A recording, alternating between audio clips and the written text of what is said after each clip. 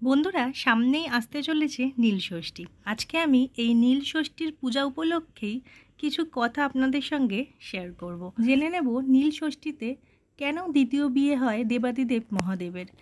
পুরাণ বলছে শিবের বিয়ে শিবরাত্রিতে।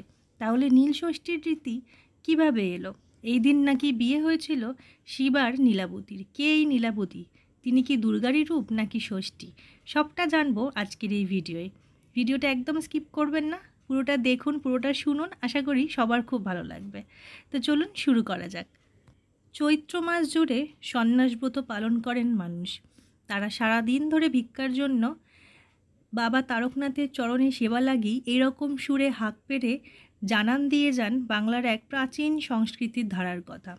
নীলকণ্ঠ মহাদেবের সঙ্গে নাকি নীলাবতীর বিয়ে হয়েছিল এই দিনে। সেই বিয়ের উৎসবই ধরা হয়েছে আজকের নীলষষ্ঠীর পুজোর মধ্যে। এমনটাই শোনা যায় গ্রাম বাংলার সর্বত্র। এদিকে শিবের বিয়ের অনুষ্ঠান বললেই মনে আসে শিবরাত্রির কথা। বহু পুরাণের মতে হরপার্বতীর বিয়ে হয়েছিল শিবরাত্রিতেই। তাহলে শিব কতবার বিয়ে করেছিলেন আর এই নীলাবতীই বা? এর উত্তর মিলবে বাংলার লোককথায়। অনেকেই শিব ঠাকুরকে লোকদেবতা হিসাবেও চিহ্নিত করেন। সেই সব লোককথার মতে শিবজয়া সতী পরবর্তী জন্মে আবির্ভূত হন নীলাবতী নামে। দক্ষযজ্ঞে সতীর মৃত্যুর পরে একদিন নীলধ্বজ রাজা তার বাগানে বেলগাছের তলায় এক অপরূপ সুন্দরী কন্যা সন্তান দেখতে পান। উপলব্ধি করেন এই মেয়েই আসলে দেবী সতী। তাকেই নিজের মেয়ের মতো করে বড় করে তোলেন রাজা। পরে শিবের সঙ্গে বিয়ে হয় নীলাবতীর। এই বিয়ের ঘটকালি করেছিলেন স্বয়ং নারদ। কিন্তু এই নীলাবতী কি দেবী ষষ্ঠী? না হলে এই দিনটাকে নীল ষষ্ঠী বলা হবে কেন? অনেকের মতে আসলে ষষ্ঠী এসেছিলেন নীলাবতী রূপে।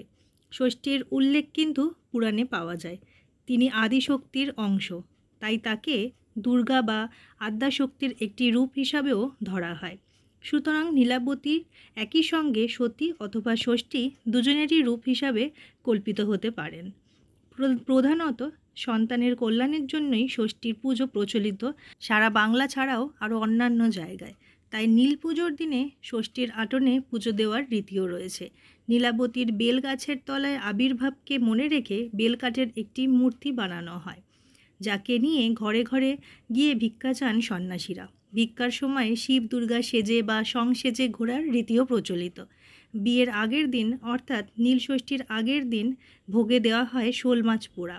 এই আচারই নীল পুজোর সঙ্গে লোকসংস্কৃতির যোগ প্রমাণ করে দেয়। এই নীলষষ্ঠী থেকে শুরু করে পরের দিন গাজন মিলে বাংলায় প্রচলিত হয়েছে বহু লোকগান। এছাড়াও বহু নারী শুধু এই দিনে নীলের উপোস থেকে পুজো করেন সন্তানদের মঙ্গল কামনা করে।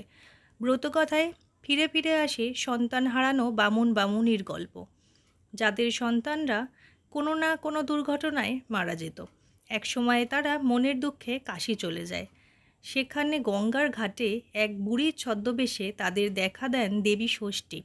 সন্তান হারানোর দুঃখের কথা জেনে তিনি নিদান দেন সারা চৈত্র মাস সন্ন্যাসব্রত রেখে সংক্রান্তির আগের দিন অর্থাৎ নীলষষ্ঠীর দিনে শিবের পুজো করার। সেই রীতি মেনে আবার সন্তান লাভ করেন ওই দম্পতি। চালু হয় নীলের ব্রত। সেই রীতি বর্তমান সময়ে একদিনের নীলের উপোসে পরিণত হলেও বহু মানুষ এখনও সারা মাস ধরে সন্ন্যাসব্রত পালন করেন সন্তানদের মঙ্গল কামনায় অথবা সাংসারিক জ্বালা থেকে মুক্তি পেতে। তো এই ছিল নীলষষ্ঠীর পুজোর উপলক্ষে খুব ছোট্ট একটা গল্প, যেটা আমি আপনাদের সঙ্গে আজকে শেয়ার করলাম।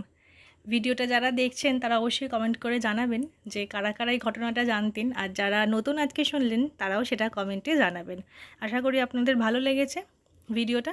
ভালো লাগলে অবশ্যই এটা লাইক করবেন, ভিডিওটা শেয়ার করে দেবেন, আর অবশ্যই নতুন হলে আমার পেজটি ফলো করে অথবা আমার চ্যানেলটি সাবস্ক্রাইব করে আমার পাশে থাকবেন। আবার দেখা হবে পরবর্তী ভিডিওয়। সবাই খুব ভালো থাকবেন, সুস্থ থাকবেন।